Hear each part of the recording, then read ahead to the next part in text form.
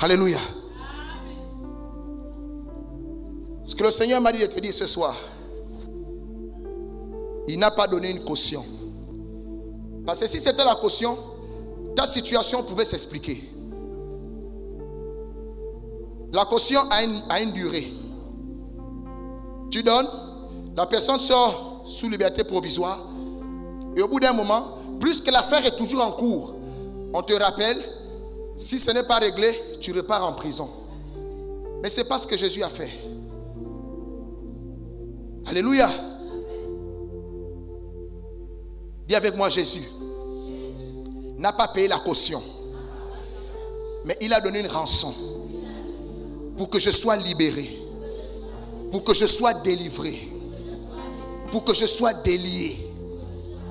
Est-ce que tu crois ça? Est-ce que tu crois ça?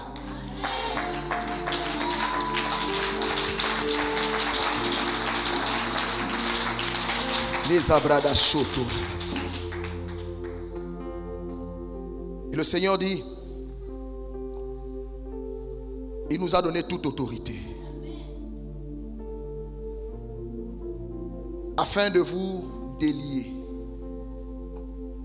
Chaque serviteur de Dieu a des clés. Amen. La clé ici veut dire chaque serviteur de Dieu transporte une grâce. Et si le Seigneur a touché son serviteur, a parlé à son serviteur pour dire fais venir l'apôtre Barak, c'est parce que certainement Dieu veut que j'utilise la clé qui est entre mes mains pour la prison dans laquelle certainement tu te trouves. Il faut d'abord qu'on ouvre les portes de la prison, on te sort, amen, et puis on te délie. On enlève les menottes. Et quand on fait tout ça, le démon est là, il ne va pas discuter. Parce que le Seigneur nous a donné l'autorité. Donc même quand le démon voit comme ça, là, il se met au garde à vous. Il dit, monsieur Barak, j'ai dit oui, je suis venu chercher, il y a un tel là qui est ici. Faites sortir l'individu. Ok. Il ne discute pas. Amen. Et c'est ce stade que nous allons accomplir ce soir. Je crois au nom de Jésus que quelle que soit la position qui est la tienne, si tu as compris pourquoi tu es en prison, tu as tout gagné. Tu vas donner de la valeur au sacrifice de Christ. Tu vas donner de la valeur au prix que Christ a donné par son sang. Mais si tu ne réalises pas que j'ai été emprisonné parce que je suis un hors-la-loi, je fais comme je veux, je fais ce que je veux. Même dans ta société civile, tu ne fais pas ce que tu veux. Même quand tu as envie de faire au-delà, tu te règles. Parce que tu sais que si tu rentres dans la maison du voisin et tu fais n'importe quoi, si tu frappes quelqu'un n'importe comment, tu sais qu'on peut te porter plainte. Tu ne le fais pas. Mais sache que celui qui a tout créé est celui-là aussi qui a établi ce qu'on appelle une norme. Il dit, voici comment j'atteins ce que tu vives. Alléluia. C'est pourquoi si tu as compris ça, tu es total, tu es libre pour toujours. Parce que Jésus, la Bible dit, le sacrifice qu'il a accompli, il ne l'a pas accompli pour dire il reviendra encore l'accomplir. Non, il l'a accompli une fois et c'est fini. Le sacrifice là, ça parle même pour les gens qui ne sont pas encore nés. Ça parle même pour les péchés que tu n'as pas encore accomplis. Est-ce que tu vois la dimension du sacrifice? Il y a des sacrifices, on va dire, oui, ça parle du vivant de Jésus. Mais après Jésus, non, Jésus a payé un prix fort. Le problème avec nous, les enfants de Dieu, et les hommes en général, c'est qu'on n'a pas compris que nous devons simplement aller devant le Père. Dis, ah papa, je te demande pardon. Je te demande pardon pour ma désobéissance. Je te demande pardon parce que je réalise que j'ai marché d'une manière indigne d'un enfant de Dieu. Je te demande pardon. Vous savez, pour la plupart d'entre vous, les problèmes que vous avez sont liés aux problèmes de vos familles. La Bible dit que lorsqu'un homme n'obéit pas à la voix de Dieu dans Deutéronome 28 à partir du verset 15, le fruit des entrailles de cette personne est maudit. Ça veut dire que si toi tu es issu d'une famille où on ne craignait pas Dieu. Quand tu nais avec la malédiction. Donc on ne te demande pas ton avis, on t'emprisonne. Si papa a des problèmes, si papa doit à la banque, on vient saisir toute la maison. Vous connaissez l'histoire dans la Bible de cette femme-là qui a dit à Élisée, on a amené mes enfants en prison parce que leur père est mort, il avait des dettes. Toi aujourd'hui, certainement, ce que tu subis, c'est encore de cela. Mais Ézéchiel 18 nous dit, toutes les âmes sont à Dieu. Oui, les parents ont fait ceci. Est-ce que ça veut dire que moi je dois continuer la même chose? Dieu dit, si toi l'enfant, tu ne répètes pas les mêmes problèmes, le Seigneur viendra te libérer parce qu'il est juste. Tu ne peux pas payer pour quelque chose que tu n'as pas commis.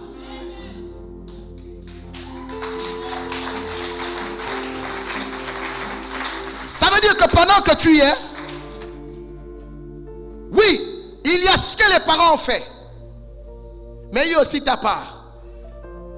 C'est pourquoi lorsque nous conduisons les gens à prier et à vraiment rechercher la main puissante de Dieu, lorsque tu connais les profondeurs de ta famille, tu dois demander pardon à Dieu pour les péchés de ta famille, les péchés de tes pères, de tes ancêtres.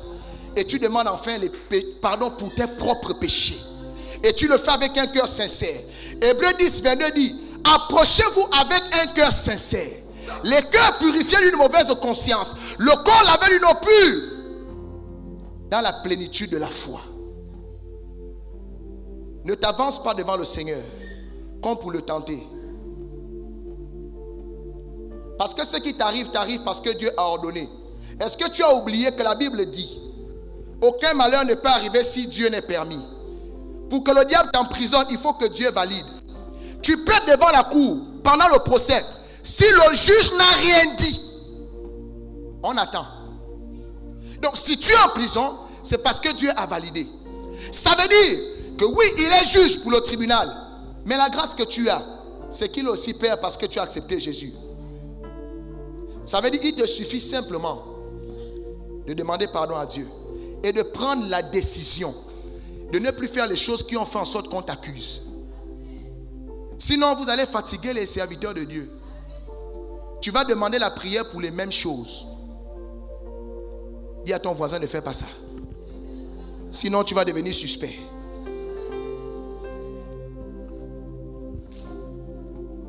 Et Jésus a dit à ce paralytique, va, ne pêche plus, de peur qu'il ne t'arrive quelque chose de pire. Vous savez, beaucoup vous vous réjouissez quand Dieu permet à un serviteur de Dieu de proclamer une prophétie sur vous, de prier pour vous, et vous voyez la gloire de Dieu. Vous êtes content, n'est-ce pas? Mais ce que vous n'avez pas compris, c'est que si tu ne sais pas qu'en principe, j'avais eu ce problème à cause de telle désobéissance, si tu reprends, la Bible dit que ce qui va maintenant t'arriver là sera pire.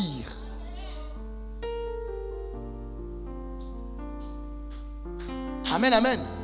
Est-ce qu'il y a quelqu'un ce soir qui veut s'incliner devant la face de Dieu pour dire à Dieu, pardon pour les péchés de mes pères, pardon aussi pour mes propres péchés.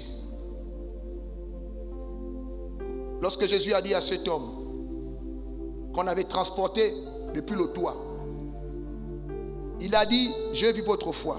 Il a regardé le malade, il a dit, tes péchés te sont pardonnés. Pourquoi Jésus commence à dire, tes péchés te sont pardonnés? Alors que la personne est malade, elle n'arrive même pas à se lever. Et j'ai coutume de dire, bien aimé, le péché, la désobéissance rend malade. La désobéissance va t'amener en prison.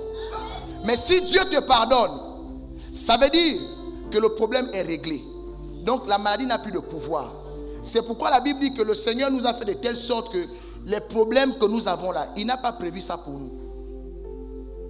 Donc il n'est pas normal qu'un chrétien, un enfant de Dieu, soit dans la confusion. La Bible dit, ceux qui sont en Christ ne seront point confus. Quelle est la confusion de ta vie? À quel niveau est-ce que ça bloque? Il faut te remettre en cause. Alléluia. Pour ce que tu as à l'esprit, demande pardon à Dieu. Et dis aussi au Saint-Esprit, révèle-moi les choses cachées. La Bible dit, invoquez-moi dans la détresse. Je vous montrerai les choses cachées. Il y a des choses qui vont se régler, pas en un coup, mais parce que tu auras compris. Dieu va te dire, en fait, tu as été condamné parce qu'il y a ça. Seigneur, pardon. Ok. La Bible dit, dès que tu demandes pardon à Dieu, il te pardonne. Dieu n'a pas un problème avec ça. Il a payé pour ça. Il veut simplement que tu comprennes. Bien-aimé, il n'y a aucune joie de voir que les enfants de Dieu que nous sommes, nous n'excellons pas. Pourquoi c'est dans la maison de Dieu qu'il y a de plus en plus de personnes malheureuses? Alors que notre Dieu est un Dieu tout-puissant. Quelqu'un veut-il me dire ici que Dieu est méchant? Quelqu'un veut-il me prouver que le Seigneur est mauvais? C'est nous qui ne comprenons pas. Alors si ce soir, tu as compris que Dieu veut te sortir, te délier pour te laisser partir. Quand tu pars là, Dieu veut avoir le cœur en paix, en sachant qu'au moment où je l'ai délié pour aller, bien aimé, il a compris ce qu'il avait d'abord amené en prison. Ainsi la Bible dit, parce que tu as la connaissance, tu ne vas pas tomber dans le piège de la mort. Est-ce qu'on peut prier? Je vais t'inviter à te lever. Retrouvez l'intégralité de cet enseignement de l'apôtre Barak Israël sur notre chaîne YouTube Onction Ministry TV et surtout n'oubliez pas de vous abonner et de partager massivement.